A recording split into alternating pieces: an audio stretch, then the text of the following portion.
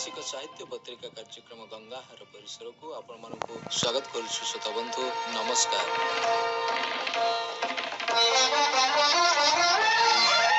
ଏହି ସଂସ୍କରଣରେ ସ୍ଥାନ ପାଇଛି ଅବନୀକାନ୍ତ ଗିରିଙ୍କ କବିତା, ଯଶସ୍ୱିନୀ ପଣ୍ଡାଙ୍କ ପ୍ରବନ୍ଧ ଓ ଡକ୍ଟର ରମାକାନ୍ତ ବେହେରାଙ୍କ କ୍ଷୁଦ୍ର ଗଳ୍ପ।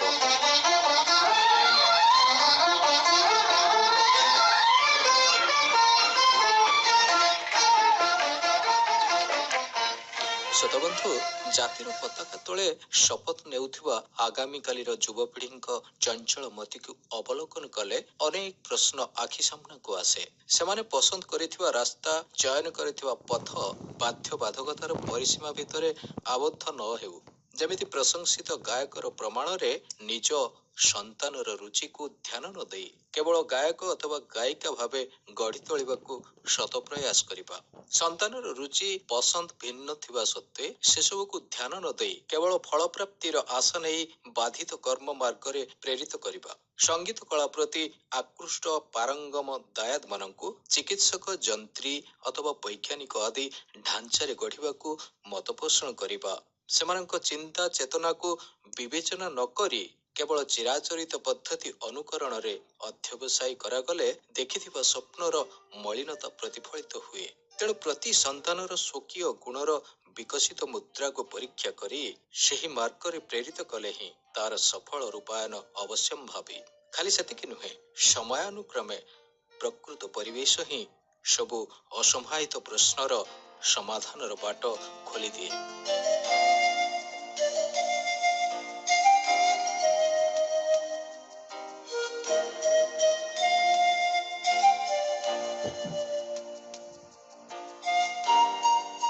ସକାଳ ସୂର୍ଯ୍ୟର ଶୀତଳ କିରଣରେ ଜାଗି ଉଠେ ପ୍ରକୃତି।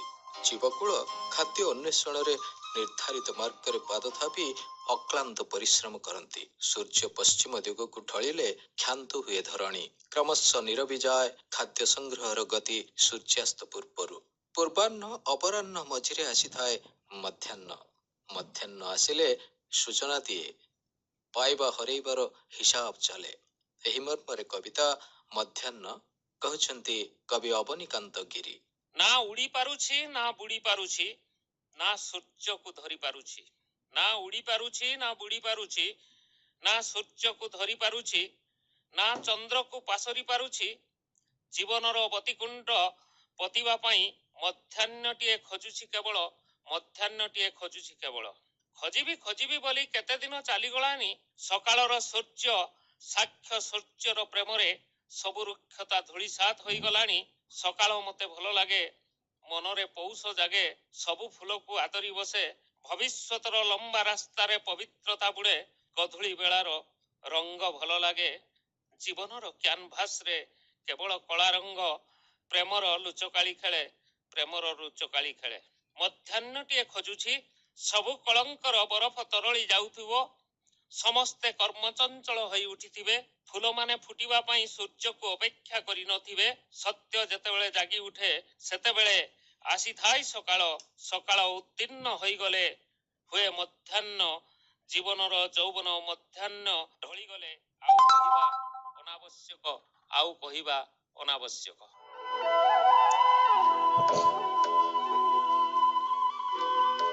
ସୁଠାମ ଶରୀର, ନିଷ୍ପ୍ରଭ ମୁଖମଣ୍ଡଳ, ପ୍ରତିଫଳିତ ଚକ୍ଷୁ, ବେଶଭୂଷାରେ ବିମଣ୍ଡିତ ହେବା ପରେ ମଧ୍ୟ ସେ ଅନ୍ଧ, ମୂକ, ବଧିର।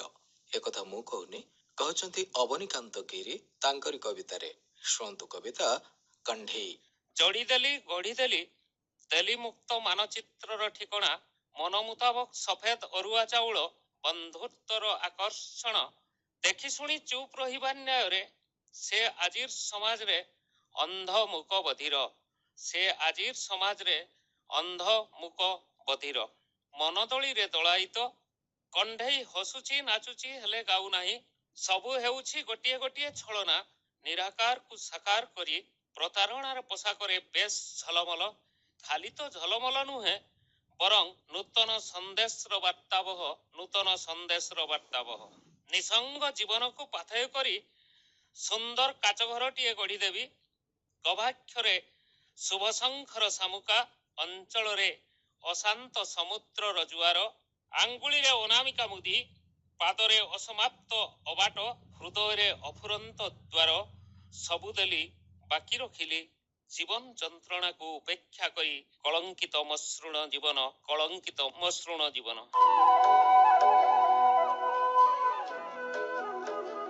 ଗୋଟିଏ ଦିଗ୍ବଳୟ ପାର ହେବାର ଆଶାରେ ବିଭୋର ବ୍ୟକ୍ତିତ୍ୱ ଯଦି ଅନ୍ୟ ଦିଗ୍ବଳୟର ପରିସୀମା ଭିତରେ ଖୋଜୁଥାଏ ନିଜର ସ୍ଥିତି, ସେଇଠୁ ହିଁ ଆରମ୍ଭ ହୁଏ ଅସ୍ତିତ୍ୱର ସମୀକ୍ଷା। ସମୀକ୍ଷା କରୁଛନ୍ତି ଅବନୀକାନ୍ତ ଗିରି। କବିତା ଠିକଣା। ଚିଠିଟିଏ ଲେଖି ସାରିଛି, ବାକି ଅଛି ଲେଖିବାକୁ ଠିକଣା। ସତୀତ୍ୱର କଲମରେ କାଳି ସରିଛି, ଖୋଜି ଚାଲିଛି ମୂଲ୍ୟହୀନ ଦୁଆତର ଠିକଣା। ଖୋଜି ଚାଲିଛି ମୂଲ୍ୟହୀନ ଦୁଆତର ଠିକଣା। ଇଜ୍ଜତଦାର ପୋଷାକରେ ଝଲମଲ ହେଉଥିବା ଅତ୍ୟାଧୁନିକ ମଣିଷକୁ ପଚାରିଛି, ସମସ୍ତେ ମୁହଁ ମୋଡ଼ି ଚାଲିଗଲେ, କେହି ହେଲେ ଦେଲେ ନାହିଁ ଲମ୍ପଟ ପୁରୁଷକୁ ଠିକଣା। କେହି ହେଲେ ଦେଲେ ନାହିଁ ଲମ୍ପଟ ପୁରୁଷକୁ ଠିକଣା। ଏତେ ବଡ଼ ଦୁନିଆରେ ସମସ୍ତଙ୍କ ଭିତରେ ଠିକଣା ପାଇଯାଇଛି ଅସତୀ। ସମୟ କ୍ରମରେ ଭଲ ପାଉଛି ଅନେକଙ୍କୁ, ପ୍ରେମର ପ୍ରତିମାକୁ ସଜାଇ ଦେଉଛି ଅନେକ ରଙ୍ଗରେ, ନିଜକୁ ହଜାଇ ଦେଉଛି ତୁଳସୀ ଚଉରା ପଣତରେ, ନିଜକୁ ହଜାଇ ଦେଉଛି ତୁଳସୀ ଚଉରା ପଣତରେ। ସମୟ ଅତିକ୍ରାନ୍ତ ହୋଇଗଲାଣି, କହିଲି ଆସିବ କୁହୁତାନରେ ସମସ୍ତଙ୍କୁ ଚକିତ କରିବ। ସମସ୍ତେ ବୁଝିବି ଅବୁଝା ରହିବେ, ତୁମର ଠିକଣା ଆମ୍ବଡାଳରେ ଲେଖିଦେବେ। ପଢି ନ ପାରିଲେ ବି ଶୁଭ କଳସୀ ଉପରେ ସବୁଦିନ ପୂଜା ପାଉଥିବ ସେ ଠିକଣା। ସମସ୍ତଙ୍କୁ ଭଲ ଲାଗିବ, କହିବେ ଶେଷହୀନ ଆରେ ଖୋଜିବା ଠିକଣା। କହିବେ ଶେଷହୀନ ଆରେ ଖୋଜିବା ଠିକଣା।